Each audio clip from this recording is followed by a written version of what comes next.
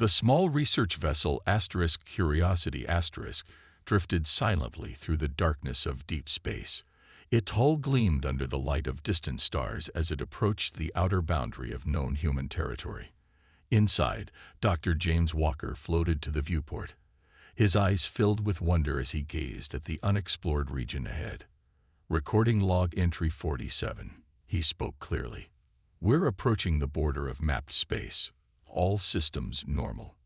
At 52, Walker was the oldest member of the 5-person crew. His gray-streaked hair and weathered face told the story of a man who had dedicated his life to understanding alien biology. The others respected him not just for his knowledge, but for his calm leadership. Dr. Walker called Anna from the sensor station. I'm picking up something unusual at coordinates 227 to 43891. Walker pushed off the wall and glided to her station. The screen showed a faint energy signature moving in their direction. Could be anything, he said. Asteroid with unusual mineral composition. A probe, or maybe what we've been hoping for. First contact. The crew gathered around the main console as Captain Roy took control of the situation. Broadcast the greeting package on all frequencies, he ordered. Standard first contact protocols. The Curiosity wasn't a military vessel. It carried scientific equipment, not weapons. Humanity had spread to dozens of solar systems over the past century, but had yet to encounter intelligent alien life. The ship's mission was simple: explore, document, and peacefully contact any sentient species they might find. Signal sent, said Maria, the communications specialist. Now we wait. They didn't have to wait long. The energy signature suddenly accelerated toward them. It's changing course. Heading straight for us, Anna reported, her voice tense. A massive ship emerged from the darkness, its design unlike anything humans had created. It resembled a giant arrowhead, with strange purple lights pulsing along its surface. My God, whispered Walker. We're not alone. The alien vessel dwarfed their small research ship. Walker felt a mixture of fear and excitement. This was why he had joined the deep space program, to make discoveries that would change human history forever. They're scanning us, said Lewis, the engineer. Our systems are being probed. Let them look, Walker replied. We have nothing to hide. The crew watched in silence as the alien ship moved closer. Then, without warning, a beam of energy shot from the vessel, striking the Curiosity's engine section. The ship rocked violently. Warning alarms blared throughout the cabin. What's happening? Shouted Walker as he grabbed a handrail to steady himself. They're attacking us. Roy yelled over the noise. Engine 3 is gone. Hull breach in Section 5. Walker couldn't understand. They had followed all protocols, sent peaceful messages. Why would the aliens attack without provocation? Maria, send an emergency signal to Outpost 7, Walker ordered. Tell them we've made contact, but they're hostile. Send all our sensor data. Another hit rocked the ship. Sparks flew from a damaged console. Communications are down, Maria reported. We can't send anything.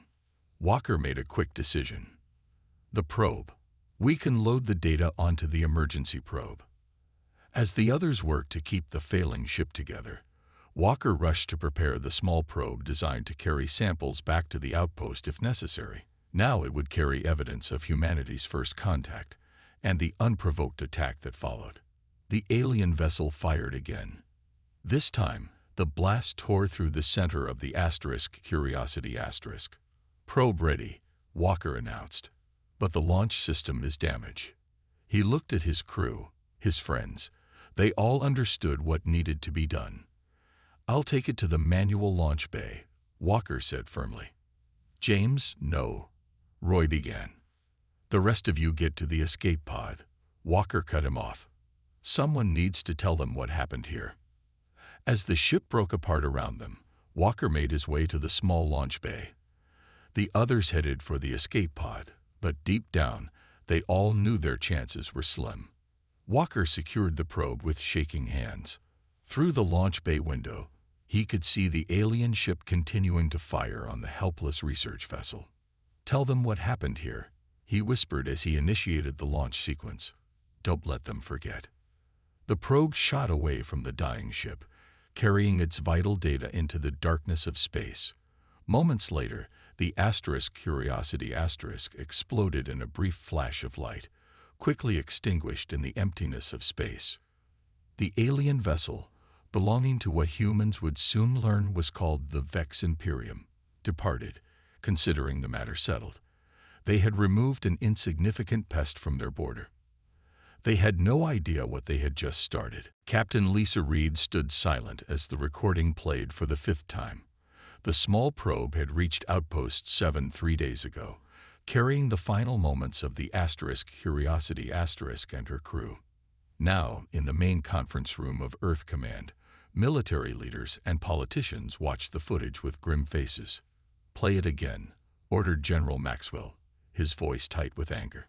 The screen showed Dr. Walker's final message before the feed cut to static.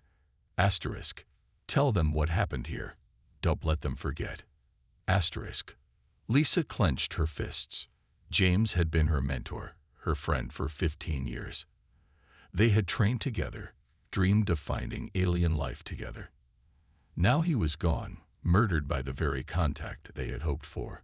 "The probe's data confirms it," said Dr. Harper, the chief scientist. "The alien vessel fired without provocation. Our people followed all first contact protocols." President Tran stood up, her face showing the weight of the decision before her.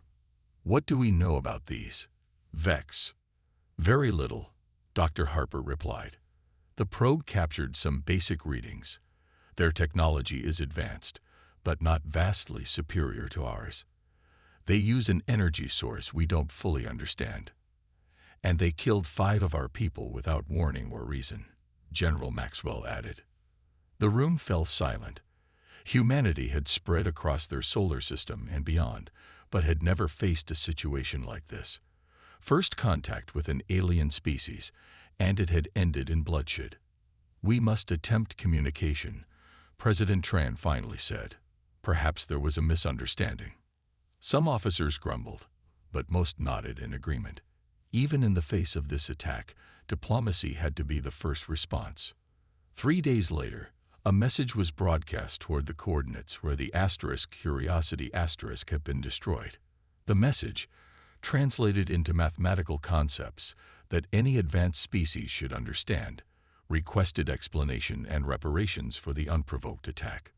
The wait for a response was tense. Military ships moved to protect human outposts. Civilians debated whether to prepare for war or seek peace. When the reply finally came, it shocked even the most hardened military minds. The alien message was brief. Quarter violation eliminated. Pest control requires no explanation or compensation. The translation team worked for hours to ensure they had understood correctly. There was no mistake. The Vex had dismissed the deaths of 5 humans as insignificant as killing pests. In the emergency meeting that followed, Captain Reed couldn't contain her anger. "They called it pest control," she said, her voice shaking. "James and the others died, and these Vex don't even see it as killing sentient beings." President Tran looked around the room. "Options. We could try another diplomatic approach," suggested Ambassador Lee. "Perhaps with more information about humans, they might." "They know exactly what we are," interrupted Admiral Thomas Grant. The Admiral rarely spoke at these meetings, preferring to listen. When he did speak, everyone paid attention. "They've been watching us," Grant continued. "The probe data shows their ship had been tracking the Curiosity long before they attacked. They chose to kill our people knowing they were intelligent beings." The room grew quiet as Grant stood up. At 63, he was the most respected military mind in Earth Command. His voice remained calm, but his eyes burned with resolve. "Madam President, I suggest we show them exactly what happens when you kill a human. Not just any response, an overwhelming one. They believe us weak, insignificant, I propose we change that perception permanently. You're suggesting war, Admiral? President Tran asked. Grant shook his head. Not war, Madam President. A lesson. One they and any other watching species will never forget. He walked to the display and brought up a classified file. Project Armada. We've been developing it as a defensive measure. I believe now is the time to use it. As the details appeared on screen, gasps filled the room. Even General Maxwell looked surprised. This would require resources beyond anything we've ever committed, President Tran said. Yes, Grant agreed. And it sends a message no species could misunderstand. Kill one human, and you answer to all of us. Captain Reed looked at the plan, then at the frozen image of James Walker's face on the screen. Tell them what happened, Herr Asterisk, he had said. Don't let them forget. They wouldn't. Not after what Earth was about to do. The news spread across Earth and its colonies like wildfire. 5 humans murdered. Aliens who considered them pests. Within days, the public outcry grew from shock to rage to unify purpose. Admiral Grant stood on the observation deck of the lunar shipyard, watching as workers swarmed over the massive frame of a warship. Before the attack, this facility had been building exploration vessels. Now it produced weapons of war. Admiral, the leaders are ready for you, said his aide. Grant nodded and turned away from the viewport. The meeting room contained screens showing the faces of leaders from every human settlement, Earth nations, Mars colonies, the moons of Jupiter and Saturn, and the distant outposts beyond. Project Armada is now in full effect, Grant announced without preamble. I need updates. One by one, they reported. Old enemies had become allies overnight. China and America pooled their military resources. The European Union opened its classified research files. Nations that had competed for space now work together with single-minded focus. Russia has converted all civilian shipyards to military production, said the Russian president. 15 destroyers will be ready in 6 months instead of 2 years. India and Pakistan have combined our aerospace divisions, added the Indian Prime Minister. Our engineers are working non-stop on the shield technology. On and on it went. Humanity, for the first time in its troubled history, stood together. The Vex had made a grave miscalculation. They had judged humans by their technology, not by their will. Later, as Grant walked through the main recruitment center in London, he watched thousands of volunteers line up. Men and women of all ages waited patiently to join what people now called Walker's Vengeance. A young woman caught his eye. She couldn't be more than 20, yet her face showed the same determination he saw everywhere now. Your name, miss? He asked, stopping beside her. Emma Torres, sir, she answered, standing straighter. I was Dr. Walker's student for 1 semester at the academy. He was a good man. Grant nodded. He had been hearing similar stories for weeks. Everyone, it seemed, had a connection to those who died, or simply felt the need to answer the attack. Why are you here, Miss Torres? Because they need to learn, sir, she replied without hesitation. One human life matters to all of us. Grant continued his tour, those words echoing in his mind. One human life. That was what the Vex failed to understand. At the classified research facility beneath the Pacific Ocean, Grant reviewed the key to their plan. The experimental FTL drive that would allow human ships to travel faster than any known method. Will it work? He asked Dr. Patel, the lead scientist. Patel nodded. We've successfully tested it on unmanned vessels. It's years ahead of schedule, but it works. We can reach Vex space in weeks instead of years. And they don't know we have this technology. Our intelligence suggests they're monitoring our conventional ship movements. They expect any human response to take years to reach them. They're watching for the wrong signs. Grant allowed himself a small smile. Good. Let them underestimate us one more time. In orbit above Mars, Captain Reed toured what would become her new command, the heavy cruiser Justice Asterisk. Her promotion had come with orders to lead one of the battle groups in the coming mission. "The ship will be ready in 3 months, Captain," said the shipyard commander. "We're installing the new weapon systems now." Reed ran her hand along a wall panel. "And the memorial?" "As you requested. The names of the Curiosity crew are engraved on the bridge." She nodded, satisfied. James and his team would be part of this mission in spirit. Across the solar system, the greatest mobilization in human history continued day and night. New warships took shape. Weapons were forged.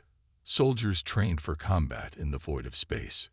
The Vex, watching from afar, noted the increased activity but dismissed it as primitive posturing. Their intelligence reports claimed humans would need decades to build a fleet capable of threatening the Imperium. They didn't understand that humans had already been building advanced ships in secret. They didn't know about the FTL technology. Most importantly, they didn't grasp what it meant to face a species that valued each individual life. The Vex had killed one human. Soon, they would face them all. The vast emptiness of space filled the view screen as Admiral Grant stood on the bridge of the flagship Reprisal *. Behind his ship stretched the largest fleet humans had ever assembled.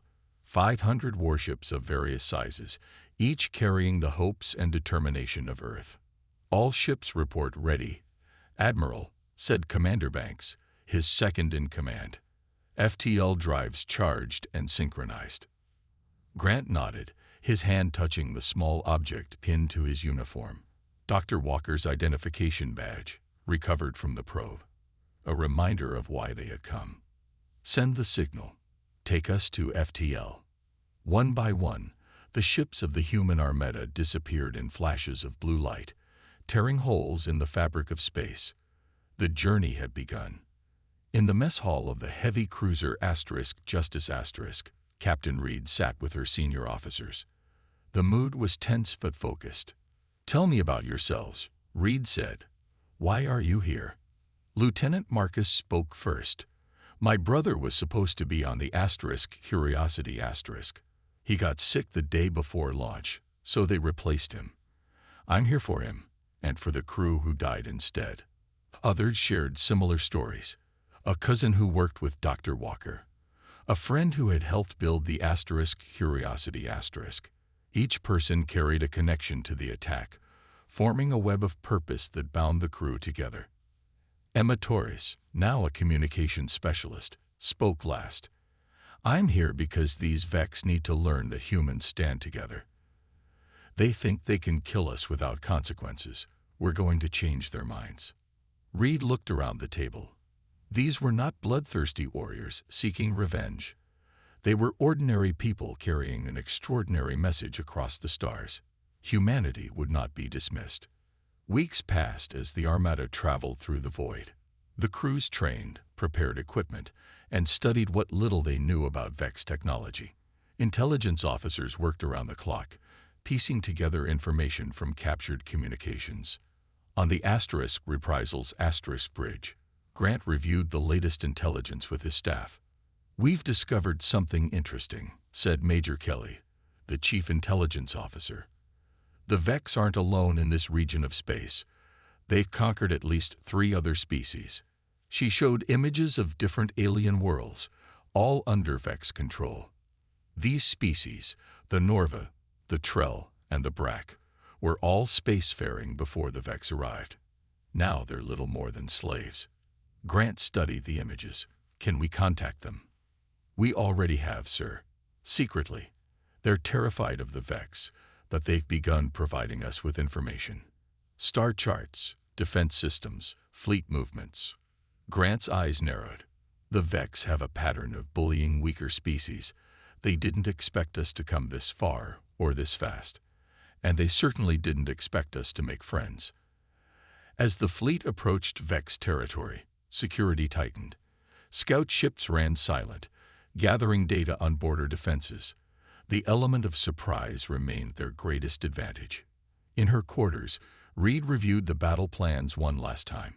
Her ship would lead the second attack wave, targeting Vex communication centers. The mission was dangerous, but essential. A message alert flashed on her screen. It was from Admiral Grant to all ships. Asterisk in 12 hours, we enter Vex space. Remember why we are here. Remember the curiosity. Remember Walker and his crew. Stay focused, stay determined. We do not seek to destroy, but to deliver justice. The Vex must learn that humanity stands as one, now and forever. Asterisk. Reed closed her eyes for a moment, picturing James Walker's face. Her friend would not have wanted wholesale slaughter. He had been a scientist, a seeker of knowledge. This mission was about justice, not revenge. As she prepared for sleep, her communications officer called with an urgent message. "Captain, we're receiving a transmission from Vex space. It's being broadcast on all frequencies." Reed rushed to the bridge. On the main screen, a strange alien face appeared. Its skin was gray-blue with multiple eyes arranged in a circle. When it spoke, the translation system converted its clicks and whistles to human language. Asterisk attention human vessels. You have been detected approaching Vex Imperium space. Turn back immediately or be exterminated. This is your only warning. Asterisk. Reed looked at her crew. No one spoke, but their faces showed the same resolve. The journey was ending. The real mission was about to begin. Ignore their warning. Admiral Grant ordered as the fleet dropped out of FTL at the edge of Vex territory. Begin Operation Trident. The human Armada, which had traveled as one massive force, now split into 3 battle groups as planned. Grant would lead the main force straight toward the Vex border station. Captain Reed's group would swing around to attack from above. The 3rd group, led by Commander Wilson, would circle below and strike from behind. On the bridge of the Asterisk Reprisal Asterisk, Grant watched as his ships moved into formation. "Vex vessels approaching, sir," reported the tactical officer. 35 ships, same design as the one that attacked the Asterisk Curiosity Asterisk. Grant nodded. "They think this is our entire force. Let them believe it a little longer." The Vex ships moved with confidence, their formation showing no fear of the human fleet. Their weapons charged, purple energy building along their hulls. "They're preparing to fire. Admiral. All ships, activate shields." Grant ordered. "Hold position. Let them come to us." The Vex fleet commander, Supreme Overlord Crag, watched the human ships with disdain. His 4 eyes blinked in sequence as he studied the primitive vessels. "These humans are more foolish than we thought," he said to his officers. "They'd bring a small fleet to challenge the might of the Vex Imperium." His second-in-command looked nervous. "But Supreme Overlord, our intelligence suggested humans could not reach our territory so quickly." "How did they?" "It does not matter how they arrived," Crag interrupted. "They will soon be destroyed. Open fire." The Vex ships launched their attack, energy beams cutting through space toward the human fleet. But when the beams struck the human shields, something unexpected happened. "Sir, the Vex weapons are being absorbed by our shields," exclaimed the Asterisk Reprisals Asterisk science officer. "The modifications based on the Norva data are working." The human ship's shields glowed but held firm. The Vex fired again with the same result. Grant allowed himself a small smile. "Now, Commander Banks, signal the other battle groups. It's time." As the confused Vex fleet adjusted their weapons, Captain Reed's battle group suddenly appeared from above, dropping out of FTL right on target. At the same moment, Commander Wilson's ships emerged behind the Vex. "All ships, open fire," Grant commanded. The human fleet unleashed its weapons. Unlike the energy beams of the Vex, human ships fired a combination of laser cannons, railguns, and guided missiles. The attack came from 3 directions at once, overwhelming the Vex defenses. On the Asterisk Justice Asterisk, Captain Reed directed her gunners with calm precision. "Target their engines and communication arrays," she ordered. "Remember our objective: disable, not destroy if possible." Emma Torres worked furiously at her station, jamming Vex communications while monitoring their emergency channels. "Captain, they're confused," she reported. They're asking each other what's happening. I don't think they expected us to have this kind of technology. Reed nodded. They underestimated humans. A common mistake, but one they won't have a chance to repeat. The battle raged for hours. Human ships moved with unexpected speed and coordination, targeting weak points identified by their alien allies. The Vex, accustomed to easy victories against weaker species, found themselves outmaneuvered at every turn. Supreme Overlord Crag watched in horror as his fleet was torn apart. 10 of his ships were already destroyed. 12 more were disabled, drifting helplessly. "How is this possible?" he demanded. "They are just humans, primitive beings." His command ship shook as another hit struck home. Warning lights flashed across the bridge. "Supreme Overlord, we must retreat," urged his second-in-command. "We cannot win this battle." Crag knew he was right, though the admission filled him with rage. "All remaining ships, fall back to Defense Station Alpha. We must warn the High Command." As the surviving Vex ships turned to flee, Admiral Grant ordered his fleet to secure the area. "Let some escape," he told his officers. "I want them to report what happened here. I want the entire Vex Imperium to know that humans have arrived." When the battle ended, the human fleet had lost only 7 ships, with damage to 23 others. The Vex had lost 22 vessels, with 13 more captured intact. Grant opened a channel to the entire fleet. "This is just the beginning," he announced. "Today we have shown the Vex that humanity will not be dismissed or underestimated. Today we have honored those who died on the Curiosity *. But our mission continues." He touched Walker's badge on his uniform. "All ships prepare for Phase 2. We move deeper into Vex territory. This is for James Walker, and we've only just begun." In the depths of Vex space, the news of the defeat spread quickly. For the first time in generations, the Vex leadership felt something they had long forgotten: fear. News of the human victory spread through Vex space like wildfire.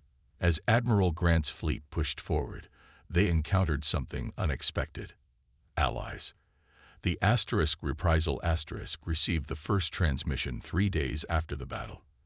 A small ship approached under a flag of truce, not Vex, but Norva. The tall, slender aliens with 6-fingered hands had suffered under Vex rule for generations. "We watched your battle," said the Norva captain, his translator converting his musical language to English. "For the first time, someone has defeated the Vex in open combat. We wish to join your cause." Similar messages came from the Trell and the Brack. Species that had been conquered and enslaved now saw a chance for freedom. They offered ships, resources, and most importantly, detailed information about the inner workings of the Vex Empire. On the bridge of the Justice Captain Reed studied the new intelligence. "The Vex homeworld is called Karak Prime," she told her officers. "According to the Norva, that's where the High Command is located, the 7 leaders who control their entire empire." Emma Torres pointed to the star map. "They've built their civilization by conquering others. 5 different species live as slaves within their territory." "Not for much longer," Reed promised. The human fleet, now joined by ships from the liberated worlds, continued its advance. They destroyed Vex military bases and freed slave colonies as they went. Word spread ahead of them. Many Vex ships fled rather than fight the approaching Armada. In the Great Hall of the High Command on Karak Prime, Supreme Leader Mox slammed his 4-fingered hand on the table. "How did this happen?" he demanded. "How did a species we dismissed as insects defeat our best forces?" The 7 members of the High Command faced their greatest crisis. Reports showed humans advancing steadily toward the Vex homeworld. Their once mighty empire was crumbling. "The slaves are rebelling on 12 worlds," reported Commander Zell. "They've heard about the human victories. They think they can win their freedom." Mox's multiple eyes blinked rapidly, a sign of extreme stress. "Then we must negotiate. Send a message to the human leader. Offer them whatever they want." The Vex transmission reached Admiral Grant as his fleet prepared to attack a major Vex shipyard. The Vex High Command offers peace, Commander Banks reported. They're offering to give us 10 star systems, technology, resources, whatever we ask. Grant looked at the message, then at Walker's badge on his uniform. Tell them this, he said quietly. One human life is worth more than your entire empire. The shipyard fell easily. The human fleet pressed onward, now less than a week from the Vex homeworld. But the closer they got to the heart of Vex territory, the fiercer the resistance became. The Vex had gathered their remaining ships for a last stand at Karak Prime. Over 200 vessels formed a defensive ring around their homeworld. Grant called a meeting with all fleet commanders, including the alien allies who had joined them. This will be the largest space battle in galactic history, he told them. The Vex are desperate. They will fight to the end to protect their homeworld. Captain Reed studied the tactical display. We'll take heavy losses getting through their defense line. Yes, Grant agreed. But remember why we're here. Remember the Curiosity. Remember Walker and his crew. The plan was set. The human fleet would attack in waves, targeting the weakest points in the Vex formation. The allied alien ships would focus on disabling the planetary defense systems. As the massive fleet prepared for battle, Grant sent one final message to Earth, billions of miles away. We have reached the heart of the Vex Imperium. Tomorrow we finish what we started. For Earth, for humanity, for Walker. On the Justice Captain Reed addressed her crew over the intercom. Tomorrow we face the largest Vex force yet. The battle will be difficult. Some of us won't return. But know this, what we do here changes the galaxy forever. We're showing every species among the stars that humans stand together. That we value each life. That we cross the void to bring justice for our own. Emma Torres and the other crew members listened in silence, each thinking of the 5 humans whose deaths had started this journey. The next day, as the human Armada approached Karak Prime, the Vex fleet moved to intercept them. The final battle was about to begin. Grant gave the order. All ships, commence attack. And with that, the largest space battle in known history erupted around the Vex homeworld. The space around Karak Prime blazed with weapons fire. Human ships moved in tight formations, breaking through the Vex defenses with coordinated attacks. The battle had raged for 16 hours, and the cost was high. 47 human vessels had been destroyed, with many more damage. Admiral Grant stood firm on the bridge of the Reprisal as the ship shook from another hit. Shield status, he asked calmly. Holding at 30%, sir, replied the tactical officer. But we've broken through their outer defense ring. Grant nodded. The plan was working, but the price in human lives weighed heavily on him. This was not about revenge, but justice, a line he was determined not to cross. On the Justice Captain Reed directed her battle group through a gap in the Vex formation. Her ship had taken heavy damage, but the engines and weapons still functioned. Target their command ships, she ordered. Disable if possible. Emma Torres worked frantically at her station. Captain, I'm picking up unusual transmissions from the planet. The Vex leaders appear to be arguing among themselves. Reed looked at the tactical display. 3 Vex command ships had broken formation, pulling back toward the planet instead of continuing to fight. They're starting to break, she said. Signal Admiral Grant. On Karak Prime, Supreme Leader Mox faced the unthinkable. The defense fleet was failing. Humans and their allies had broken through to the inner system. For the first time in the history of the Vex Imperium, defeat seemed inevitable. We must evacuate, insisted Commander Zell. Take the leadership ships and flee to our colony worlds. Mox's multiple eyes narrowed in anger. And abandon our homeworld. Never. Better than dying here, Zell argued. 3 ships have already left. The humans are too powerful. As they argued, the planetary defense system reported the human ships had entered orbit. The end was near. Admiral Grant received the transmission from the planet's surface with surprise. They're surrendering, he asked, making sure he understood correctly. Commander Banks nodded. Yes, sir. The Vex High Command is offering immediate and unconditional surrender. The bridge fell silent. After all the battles, all the losses, victory had come faster than anyone expected. The Vex, who had ruled this region of space through fear and power for centuries, had broken under the human assault. Accept their surrender, Grant ordered. All ships cease fire, but maintain defensive positions. As the human fleet surrounded Karak Prime, Grant prepared to meet with the Vex leaders. He chose his team carefully: Captain Reed, representatives from the allied species, and Emma Torres to handle communications. The meeting took place in the Grand Hall of the High Command.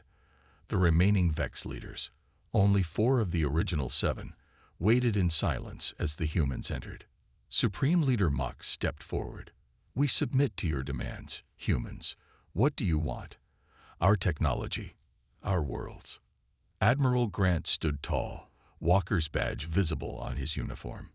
Justice, he said simply. The ones responsible for the attack on our research vessel will face trial according to galactic standards. The species you've enslaved will be freed. Your empire of fear ends today. Mox's eyes blinked in confusion. You don't want to destroy us. No, Grant replied. Humans don't seek revenge. We seek justice. There's a difference. In the days that followed, a new order began to take shape. The Vex leaders who had ordered the attack on the Curiosity faced trial before representatives of all affected species. Their empire was dismantled, replaced by a coalition of free worlds. 1 month after the surrender, a ceremony took place on neutral ground. A space station built at the coordinates where the Curiosity had been destroyed. Representatives from Earth, the former Vex worlds, and the liberated species gathered to sign a historic agreement. At the center of the new station stood a memorial. 5 human faces, including Dr. James Walker, looked out at the stars they had died exploring. Beneath them, words in multiple languages shared a simple message. They came in peace. They will never be forgotten. After the ceremony, Admiral Grant stood alone before the memorial. Captain Reed joined him, placing a hand on his shoulder. James would have liked this, she said quietly. Grant nodded. Not the war, but this. He gestured to the representatives of different species talking peacefully together. This is what explorers like him dreamed of. Different worlds, different beings, finding common ground. Emma Torres approached, holding a datapad. Sir, the first joint research mission has been approved. Scientists from Earth, Norva, and the former Vex worlds will work together to study the region. Grant smiled. The best memorial we could give them. Continuing their work. As they turned to leave, Grant took one last look at Walker's face on the memorial. He unpinned the badge from his uniform and placed it at the base of the monument. They killed 1 human, he said softly. They should have known better. The galaxy had learned a powerful lesson. Humans stood together. 1 life mattered to them all. And they would cross the stars to ensure it never happened again.